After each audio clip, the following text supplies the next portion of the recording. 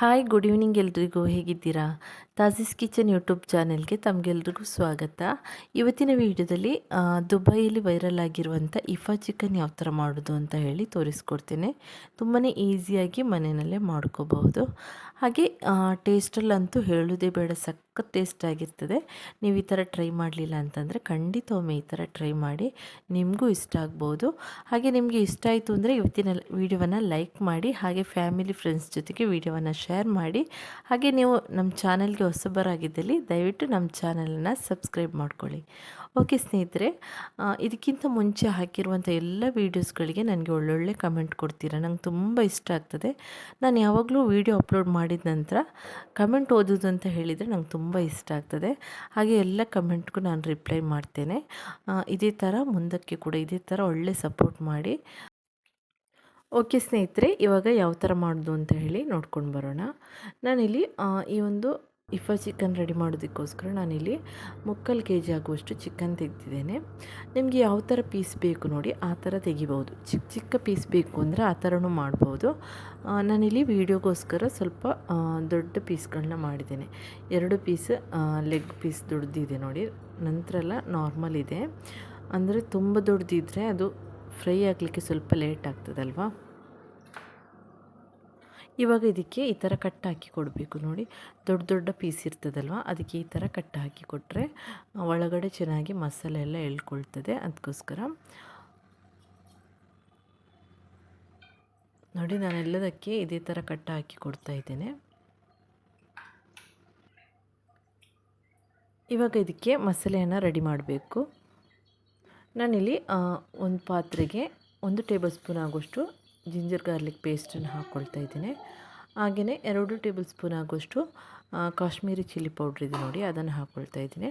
ಹಾಗೆಯೇ turmeric powder ಹಾಕ್ಕೊಳ್ತಾ ಇದ್ದೀನಿ. ಹಾಗೆ ಪೆಪ್ಪರ್ ಪೌಡ್ರ್ ಹಾಕ್ಕೊಳ್ತಾ ಇದ್ದೀನಿ. ಆಮೇಲೆ ಗರಂ ಮಸಾಲ ಪೌಡ್ರ್ ಕೂಡ ಹಾಕ್ಕೊಳ್ತಾ ಇದ್ದೇನೆ. ಇದೆಲ್ಲ ನೀವು ಚಿಕನ್ ಎಷ್ಟು ತೆಗೆದಿದ್ದೀರಿ ನೋಡಿ ಅದಕ್ಕೆ ಅನುಗುಣವಾಗಿ ಹಾಕ್ಕೊಳ್ಳಿ. ಹಾಗೆ ನಾನಿಲ್ಲಿ ಕರ್ಡ್ ಹಾಕ್ಕೊಂಡಿದ್ದೇನೆ, 3 ಟೇಬಲ್ ಸ್ಪೂನ್ ಆಗುವಷ್ಟು ಕರ್ಡ್ ಹಾಕ್ಕೊಂಡಿದ್ದೇನೆ. ಆಮೇಲೆ ನಿಂಬೆ ರಸ ಹಾಕ್ಕೊಳ್ತಾ ಇದ್ದೇನೆ.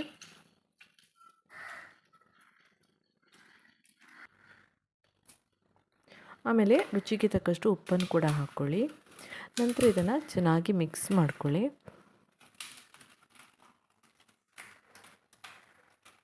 ಇವಾಗ ನಾವು ಕ್ಲೀನ್ ಮಾಡಿಟ್ಟಿರುವಂಥ ಚಿಕನ್ ಇದೆ ನೋಡಿ, ಅದನ್ನು ಇದಕ್ಕೆ ಹಾಕ್ಕೊಂಡು ಚೆನ್ನಾಗಿ ಮಿಕ್ಸ್ ಮಾಡ್ಕೊಳ್ಳಿ.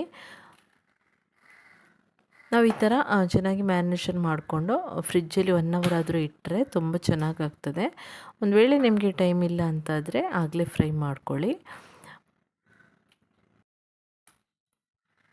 ನೀವು ಒಂದು ವೇಳೆ ಚಿಕನ್ ಜಾಸ್ತಿ ತೆಗಿತೀರಾ ಅಂದರೆ ಇದೇ ಇಂಗ್ರೀಡಿಯೆಂಟ್ಸ್ ಸ್ವಲ್ಪ ಜಾಸ್ತಿ ಹಾಕ್ಕೊಂಡ್ರೆ ಆಯಿತು.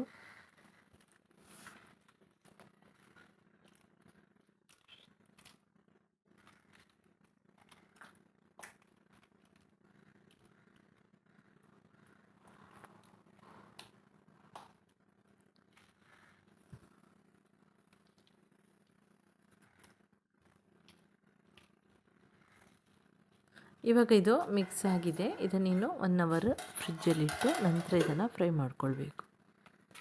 ಇವಾಗ 1 ಅವರ್ ಆಗಿದೆ. ನಾನಿಲ್ಲೊಂದು ಪ್ಯಾನ್ ಇಟ್ಟಿದ್ದೇನೆ, ಅದಕ್ಕೆ ನಾನಿಲ್ಲಿ ಬಟರ್ ಹಾಕ್ಕೊಳ್ತಾ ಇದ್ದೇನೆ. ನಿಮ್ಮ ಹತ್ರ ಆಯಿಲ್ ಇದೆ, ಸನ್ಫ್ಲವರ್ ಆಯಿಲ್ ಇದೆ ಅಂತಂದರೆ ಅದನ್ನು ಕೂಡ ಹಾಕ್ಬೋದು. ಬಟರೇ ಆಗಬೇಕಂತೇನಿಲ್ಲ. ಬಟರ್ ಹಾಕ್ಕೊಂಡ್ರೆ ಸ್ವಲ್ಪ ಟೇಸ್ಟ್ ಜಾಸ್ತಿ ಆಗ್ತದೆ ಅಂತ ಹೇಳಿ ಅಷ್ಟೇ. ಹಾಗೆ ನಾನಿಲ್ಲಿ 1 ಪೀಸ್ ಆಗುವಷ್ಟು ಬಟರ್ ಹಾಕ್ಕೊಂಡಿದ್ದೇನೆ.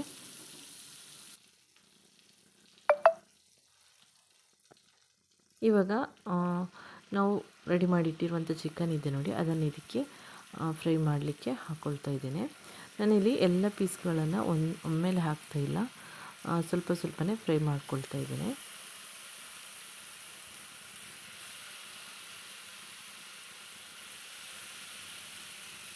ನಾನಿಲ್ಲಿ 5 ಪೀಸ್ ಹಾಕ್ಕೊಂಡಿದ್ದೀನಿ ಫಸ್ಟಿಗೆ. ಇವಾಗ ಇದು ಚೆನ್ನಾಗಿ ಇದನ್ನು ಫ್ರೈ ಮಾಡ್ಕೊಳ್ಬೇಕು. ನೀವು ಫಸ್ಟ್ ಚಿಕನ್ ಹಾಕುವಾಗ ಫಸ್ಟ್ ಫ್ಲೇಮನ್ನು ಜೋರಾಗಿ ಇಟ್ಕೊಳ್ಳಿ, ನಂತರ ಸ್ಲೋ ಆಗಿ ಇಟ್ಕೊಳ್ಳಿ. ಇಲ್ಲಾಂದರೆ ನಾವು ಹಾಕಿರುವಂಥ ಮಸಾಲೆ ಪದಾರ್ಥ ಇದೆ ನೋಡಿ ಅದೆಲ್ಲ ಸೀದೋಗಿಬಿಡ್ತದೆ. ಅದಕ್ಕೋಸ್ಕರ ನಂತರ ಸ್ಲೋ ಆಗಿಟ್ಟು ಇದನ್ನು ಫ್ರೈ ಮಾಡ್ಕೊಳ್ಳಿ. 2 ಸೈಡ್ ಕೂಡ ಚೆನ್ನಾಗಿ ಫ್ರೈ ಆಗಬೇಕು. ಇವಾಗ ಒಂದು ಸೈಡಲ್ಲಿ ಅದು ಫ್ರೈ ಆಗ್ತಾ ಇರಲಿ. ನಾವಿಲ್ಲಿ ಅದಕ್ಕೆ ಬೇಕಾಗುವಂಥ ಒಂದು ಕ್ರೀಮಿ ಮಯೋನೈಸನ್ನು ರೆಡಿ ಮಾಡಬೇಕು. ಅದಕ್ಕೆ ನಾನಿಲ್ಲಿ ಬಾಯ್ಲ್ ಆಗಿರುವಂಥ 2 ಎಗ್ ವೈಟನ್ನು ತೆಗೆದಿದ್ದೇನೆ. ಹಾಗೆಯೇ ಫ್ರೆಶ್ ಕ್ರೀಮ್ ತೆಗೆದಿದ್ದೇನೆ 2 ಟೇಬಲ್ ಸ್ಪೂನ್ ಆಗುವಷ್ಟು. ಹಾಗೆಯೇ ಬೆಳ್ಳುಳ್ಳಿ ತೆಗೆದಿದ್ದೇನೆ 4 ಎಸಳು.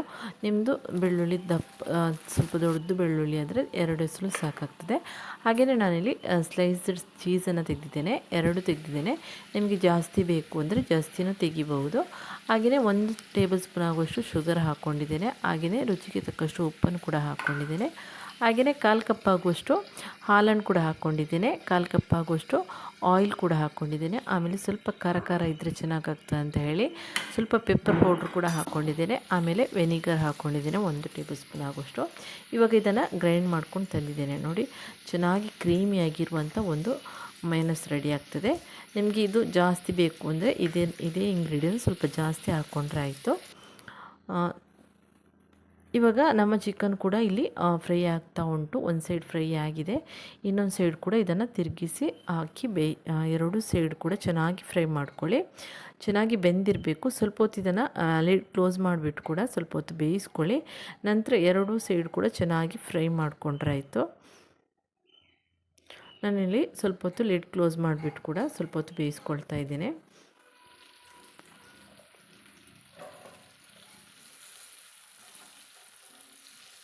ಹಾಗೆಯೇ ಫ್ಲೇಮನ್ನು ಸ್ಲೋ ಆಗಿ ಇಟ್ಕೊಂಡು ಇದನ್ನು ಬೇಯಿಸ್ಕೊಳ್ಳಿ. ಇವಾಗ ನೋಡಿ 2 ಸೈಡ್ ಕೂಡ ಚೆನ್ನಾಗಿ ಫ್ರೈ ಆಗಿದೆ, ಚೆನ್ನಾಗಿ ಬೆಂದಿದೆ ಕೂಡ. ಇವಾಗ ನಾವು ರೆಡಿ ಮಾಡಿಟ್ಟಿರುವಂಥ ಕ್ರೀಮಿ ಮಯೋನೈಸ್ ಇದೆ ನೋಡಿ, ಅದನ್ನು ಇದರ ಮೇಲೆ ಹಾಕ್ಕೊಳ್ಳಿ. ಎಲ್ಲ ಚಿಕನ್ ಪೀಸ್ಗಳ ಮೇಲೆ ಕೂಡ ಈ ಥರ ಮಯೋನೈಸನ್ನು ಹಾಕ್ಕೊಂಡ್ರಾಯಿತು. ನಾನಿಲ್ಲಿ ಉಳಿದ ಪೀಸ್ಗಳನ್ನು ಕೂಡ ಇದೇ ಥರ ಫ್ರೈ ಮಾಡ್ಕೊಂಡಿದ್ದೇನೆ.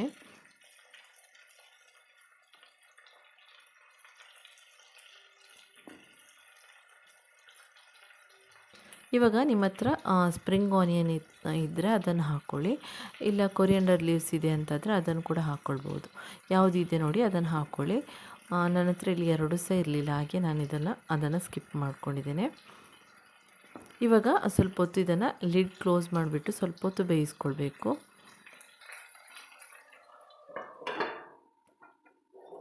ನೋಡಿ ಈ ಥರ ಸ್ವಲ್ಪ ಹೊತ್ತು ಬೇಯಿಸಿದರೆ ಸಾಕು. ಇವಾಗ ನಮ್ಮ ದುಬೈಯಲ್ಲಿ ವೈರಲ್ ಆಗಿರುವಂಥ ಇಫಾ ಚಿಕನ್ ರೆಡಿ ಆಯಿತು. ನೋಡಿದ್ರಲ್ಲ ಸ್ನೇಹಿತರೆ, ಎಷ್ಟೊಂದು ಈಸಿಯಾಗಿ ಮನೆಯಲ್ಲೇ ಮಾಡ್ಕೋಬಹುದು ಅಂತ ಹೇಳಿ. ಹಾಗೆ ಟೇಸ್ಟಲ್ಲಂತೂ ಹೇಳೋದೇ ಬೇಡ, ನೀವು ಸೊಮ್ಮೆ ಟ್ರೈ ಮಾಡಿ, ಆವಾಗಲೇ ನಿಮಗೆ ಗೊತ್ತಾಗ್ತದೆ ಯಾವ ಥರ ಆಗ್ತದೆ ಅಂತ ಹೇಳಿ. ಕ್ರಿಸ್ಪಿಯಾಗಿರುವಂಥ ಚಿಕನ್, ಅದರ ಮೇಲೆ ಕ್ರೀಮಿಯಾಗಿರುವಂಥ ಒಂದು ಮಯೋನೈಸ್ ತುಂಬಾ ಚೆನ್ನಾಗಾಗ್ತದೆ. ನೀವು ಸೊಮ್ಮೆ ಟ್ರೈ ಮಾಡಿ. ಹಾಗೆ ಇದು ನಿಮಗೆ ರೊಟ್ಟಿ ಚಪಾತಿ ಎಲ್ಲದರ ಜೊತೆನೂ ಇದನ್ನು ನಿಮಗೆ ಸರ್ವ್ ಮಾಡ್ಬೋದು. ಓಕೆ ಸ್ನೇಹಿತರೆ, ಇವತ್ತಿನ ವಿಡಿಯೋ ಇಷ್ಟೇ. ಇವತ್ತಿನ ವಿಡಿಯೋ ನಿಮ್ಮೆಲ್ಲರಿಗೂ ಇಷ್ಟ ಆಗ್ತದೆ ಅಂತ ಅಂದ್ಕೊಂಡಿದ್ದೇನೆ. ಇಷ್ಟ ಆದರೆ ದಯವಿಟ್ಟು ಲೈಕ್ ಮಾಡಿ. ಹಾಗೆ ಇನ್ನೊಂದು ಇಂಟ್ರೆಸ್ಟಿಂಗ್ ಆಗಿರುವಂಥ ಇನ್ನೊಂದು ವಿಡಿಯೋದಲ್ಲಿ ನಾನು ನಿಮಗೆ ಮತ್ತೆ ಸಿಗ್ತೇನೆ ಇನ್ಶಾ ಅಲ್ಲಾ. ಅಲ್ಲಿವರೆಗೂ take care, bye. Thanks for watching.